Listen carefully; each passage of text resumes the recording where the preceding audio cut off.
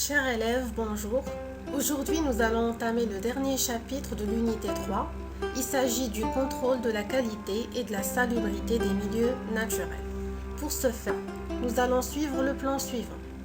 D'abord, une petite introduction suivie du contrôle de la qualité de l'eau, contrôle de la qualité de l'air et finalement le contrôle de la qualité du sol. Dans les chapitres précédents, on avait discuté la problématique des différents polluants qui polluent l'eau, l'air et le sol. Et maintenant, nous allons découvrir ensemble donc, comment peut-on évaluer la qualité des milieux naturels et déterminer quels sont les différents paramètres qui vont nous permettre d'effectuer ces contrôles. Pour cela, nous aurons deux types de paramètres, des paramètres physico-chimiques et d'autres biologiques. Pour ce qui est des paramètres physico-chimiques, on retrouve donc le pH, la température, la conductivité, l'oxygène dissous, etc. Les prises d'eau que nous prenons donc, seront effectuées dans différents points de cours d'eau, en amont et en aval d'une source de pollution. Parmi les critères physico-chimiques, on trouve la DBO5, c'est-à-dire la demande biochimique en oxygène. Donc, comment détermine-t-on cette valeur de DBO5? C'est à partir de l'expérience suivante. Donc, nous prenons un échantillon d'eau qu'on va mettre en obscurité à l'aide d'une membrane opaque et grâce à un oxymètre, on détermine la concentration d'oxygène dans l'échantillon. Puis, on refait la même expérience après 5 jours.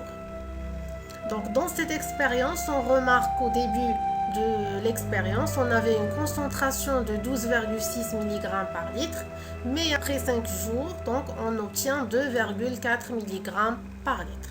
À partir de là, donc, notre DBO5 serait 10,2 mg par litre.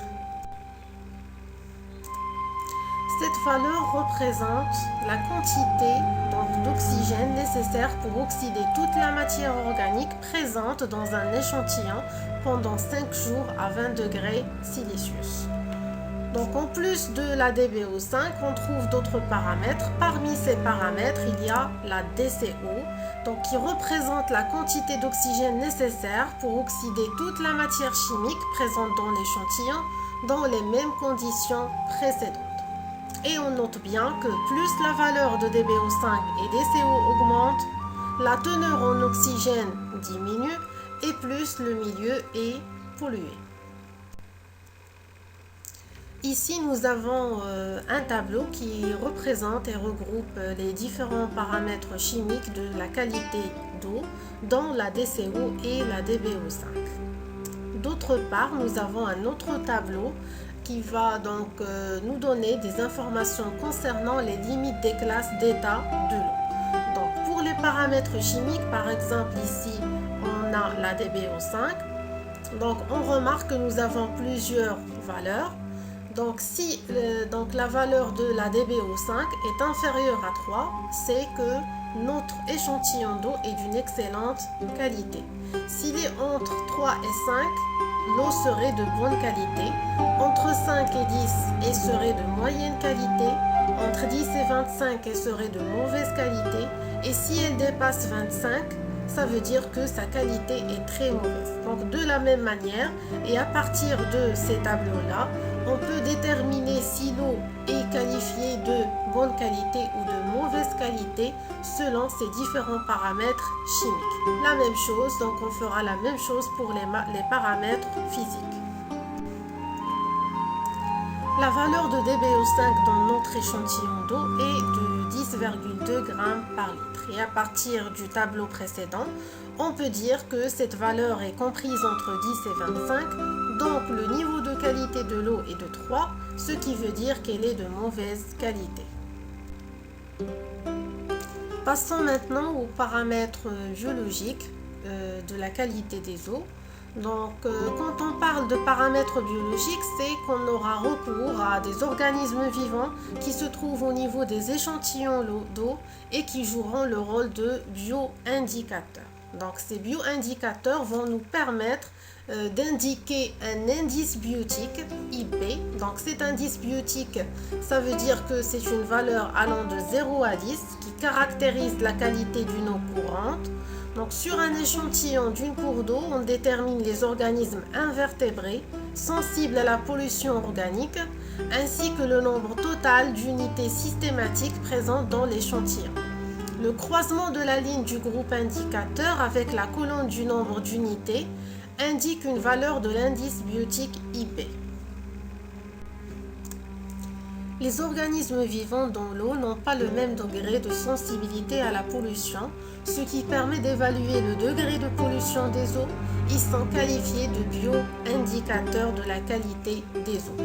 Donc maintenant, pour bien assimiler ce paramètre biologique, je vous recommande donc de bien suivre l'application suivante. On considère deux échantillons d'eau prises dans deux endroits différents. L'échantillon 1 contient 3 unités systématiques et on trouve les êtres vivants suivants: hémiptères, vers et chironomes. Dans l'échantillon 2, il contient 13 unités systématiques et on trouve les êtres vivants suivants: mollusques bivalves, azelles et tubéfex.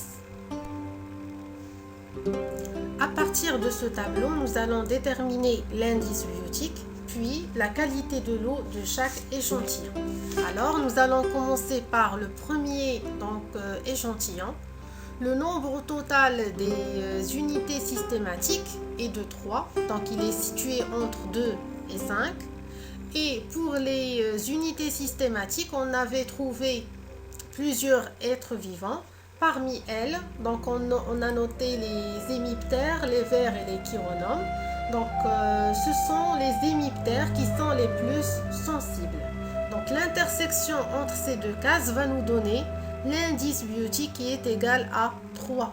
Donc cet indice-là veut dire que notre échantillon est pollué.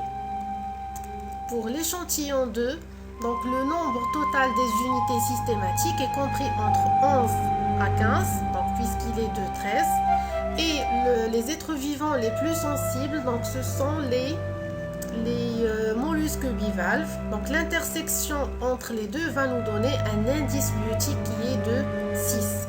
Donc la valeur 6 indique ici que l'eau n'est pas polluée, mais plutôt elle serait de moyenne qualité puisqu'elle se trouve près des limites de pollution.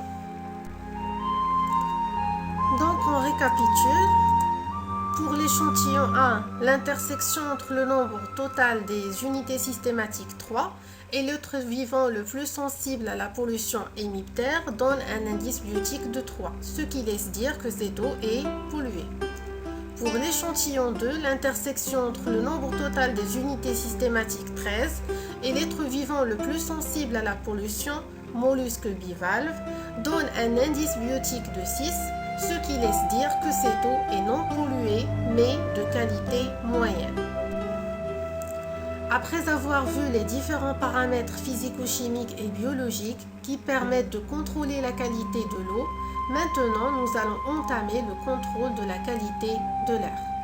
Alors voici un tableau comparatif entre certains polluants de l'air dans deux villes marocaines, Rabat et Marrakech, et dans deux endroits différents de chaque ville, Dar es Salaam et la gare routière à Rabat, et Beb Doukela et les Palmeraies à Marrakech, ainsi que les normes nationales. Donc on nous demande de montrer comment est évaluée la qualité de l'air et on nous demande également de comparer sa qualité dans les stations contrôlées. La détermination de l'état de l'air repose principalement sur les polluants qui y sont en suspension, donc les matières en suspension, et les gaz qui y sont dissous, comme le SO2. On observe que la gare routière à Rabat et Beb Doukela à Marrakech sont les deux stations où la qualité de l'air ne respecte pas les normes nationales et donc ce sont des stations dont l'air est qualifié de pollué. On arrive donc au contrôle de la qualité du sol. Donc dans la figure B, elle représente donc la pollution agricole des sols. Donc les activités agricoles intenses, véritables locomotives de l'économie marocaine, favorisent une surexploitation des sols qui influe négativement sur leur qualité. Donc précédemment, on avait parlé de la pollution du sol et on avait noté que parmi les polluants, on trouve les engrais et les pesticides. Donc après, la diversité biologique est considérée comme un bon critère d'évaluation de la qualité du sol et donc peut être mesurée à l'aide d'un indice biotique. Donc sur la figure C, vous avez donc la manière avec laquelle on évalue la qualité du sol, c'est en calculant un indice biotique. Donc cet indice, c'est l'IBQS. Donc si la valeur de l'IBQS est inférieure ou entre 282 et 685, on va attribuer à notre sol une valeur comprise entre 1 et 4. Le type de qualité serait de 1 et nous allons évaluer le sol comme étant de qualité mauvaise. Plus l'IBQS augmente, plus notre sol serait d'excellente qualité. Donc l'IBQS, on peut la calculer grâce à la relation suivante en prenant en considération deux facteurs qui sont DI, l'abondance moyenne des groupes faunistiques indicateurs dans 10 relevés du sol, et SI, la capacité de distinction de ces groupes. Donc l'exploitation intensive des terres en domaine agricole s'accompagne d'une utilisation de grandes quantités de fertilisants, engrais chimiques et de pesticides. Une très nette augmentation des quantités d'engrais utilisées est observée ces dernières années. L'accumulation de ces substances dans le sol nuit aux organismes qui y vivent. L'évaluation de la qualité du sol s'appuie sur ces organismes. Ils sont utilisés pour déterminer l'indice biotique, IBQS. Plus la valeur de cet indice est élevée, plus la qualité plutôt du sol est bonne. Sa valeur traduit le degré de pollution dû aux polluants, pesticides et engrais chimiques. Et merci de votre attention.